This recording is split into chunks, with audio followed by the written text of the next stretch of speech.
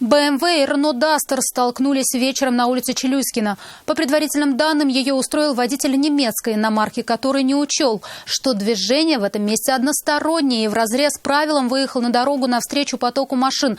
Но куда больше инспекторов интересовал второй водитель. Мужчина, сидевший за рулем Рено, который в этом столкновении, по сути, был не виноват, оказался в сильнейшем алкогольном опьянении. Айрат Назипов был на месте происшествия. Глядя на состояние водителя Рено, можно задаться вопросом, как он вообще управлял автомобилем. Тем удивительнее, что столкновение, по данным инспекторов, спровоцировал не он, а второй участник аварии. Движение на этом участке дороги одностороннее. По предварительным данным, водитель БМВ проигнорировал это правило. Он поехал по полосе встречного движения. В момент, когда он поворачивал налево во двор, его снесла Рено. Водитель Рено, считавший, что в аварии он не виноват, был очень возмущен. Мужчина всячески намекал, что даже в нетрезвом состоянии он водит лучше, чем шофер БМВ. И в разговоре с ним слова не выбирал. Ты водитель и водитель. Ты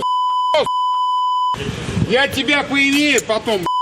Затем мужчина начал возмещать свою злобу на машине второго участника аварии. Он мою машину бьет, моя машина бьет. Да ровно вместе. Ни за что. В итоге нетрезвого водителя усадили в патрульный автомобиль для прохождения экспресс-теста на алкоголь. Уже в салоне машины он начал грубить автоинспекторам. Буду. Ну все, дуйте тогда. Рот закрой. Нормально разговаривайте. Разговаривайте. За оскорбление еще будет доставлено. Тест показал, мужчина в этот вечер выпил достаточно много.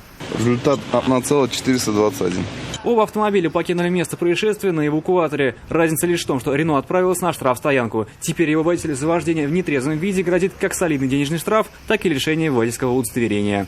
Айрат Назипов, Наиль Абдулин, вызов 112.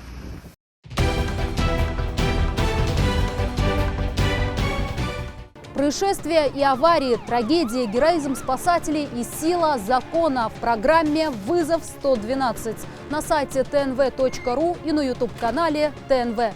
Подписывайтесь.